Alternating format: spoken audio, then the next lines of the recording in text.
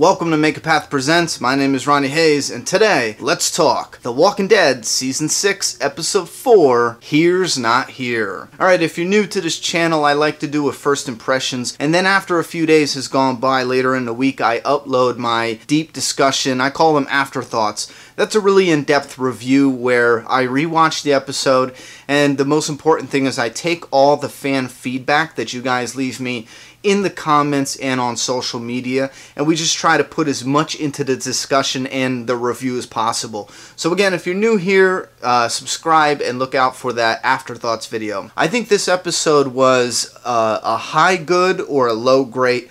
Now the reason why I can't really pick one just yet, and I'm gonna pick one when I make my afterthoughts video, is because of the replay value. I think that is probably the only thing that will knock it down to a high good. But I love this episode. Let me make that very clear. Now the first thing I want to say is I do want to put this out there. I rarely do this, but I feel like a load is off my chest. You guys know I got so much shit for calling Morgan a murderer and a killer, and I said he thinks now everyone can change like he had the chance to change and somebody helped him.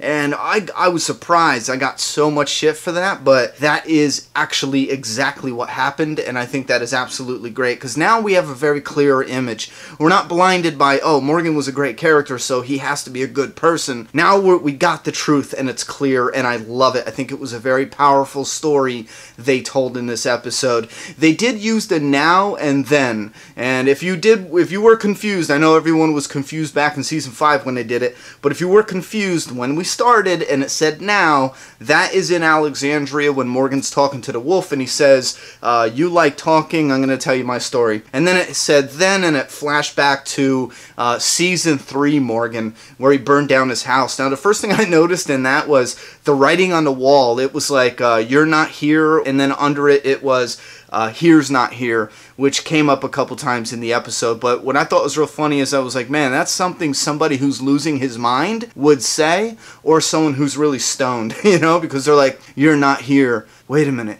Here's not here, because their mind is somewhere else, you know, like as far as like deep thought, not that their mind is somewhere else, but you get what I'm saying. I love the comedy that they stick in here in little bits when the cheesemaker asks what his name is, and he's like, kill me. He's like, that's a stupid name, you should change that. I love that. And a nice little Easter egg, if you didn't get it, the cheesemaker's name was Eastman. Eastman is one of the co-creators of the Teenage Mutant Ninja Turtles, and I believe it is the martial artist that played, it's something along the lines of this, but the martial artist that played Donatello in, I guess, the original movie for Teenage Mutant Ninja Turtles is the guy who trained Morgan for the staff. So I felt like that was paying homage. I'm almost, you know, certain that was paying homage to that dude. If I'm mistaken on, you know, the Donatello and who trained Morgan, leave that in the comment box, but I'm pretty sure that's close to being accurate. I want to put this in here because this is important. We see three things that Morgan uses in Season 5 when Morgan gets to the church and he kneels down. He has the snack thing, he has the rabbit's foot, and the bullet. Now, the snack thing, we've seen that it was, and I don't even know what the hell that was. It was a little like chocolate snack, circle one. And he said, oh, you need to eat them. There's plenty of them here or whatever. So obviously Morgan took one, and he's keeping it to remind him, you know, as a reminder. Then you have the rabbit's foot, and you guys seen the story there. The rabbit's foot was given to the cheesemaker by his daughter, and I guess he found, he found like a flyer to go to train, and that's what saved his life when that inmate attacked him.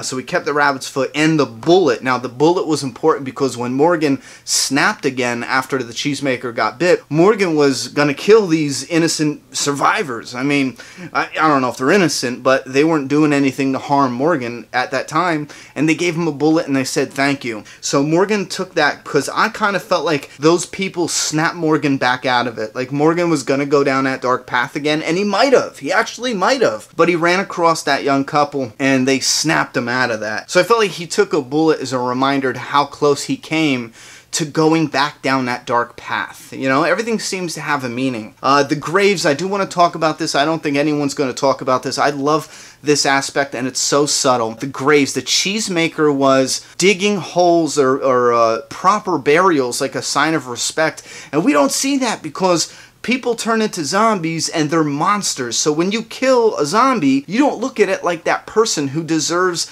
you know, a proper burial. You don't look at it as a person with dignity anymore. Early on you might have, but nowadays it's a monster. You kill it and you move on, you get rid of it so it doesn't stink up your area where you live or whatever, you know? And I love the fact that they had this character that was actually giving them proper burials. I thought that was such a powerful image.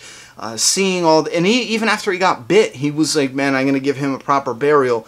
I loved that. I can picture at the end, finally, after he committed suicide, Morgan would give him a proper burial. They didn't show that unless I looked away real quick and missed it. But I could just picture it going down like that. But I do want to put that in here.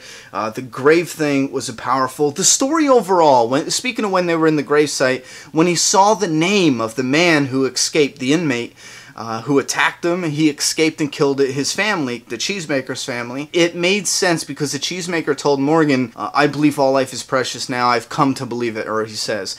And now we know that he did kidnap the inmate. I think he said he was planting flowers, if I didn't hear that right. But like the chain gang, you know? Or maybe that's right outside the prison. Either or, that's what happened. They had the prisoner outside the prison and he rolled up, kidnapped him, took him back, starved him to death. I think he said it took 47 days and it didn't help the guy, or it made him worse. He went to that dark place like Morgan. Overall, I thought that was absolutely very powerful what they did with the cheesemaker and Morgan and rebounding him.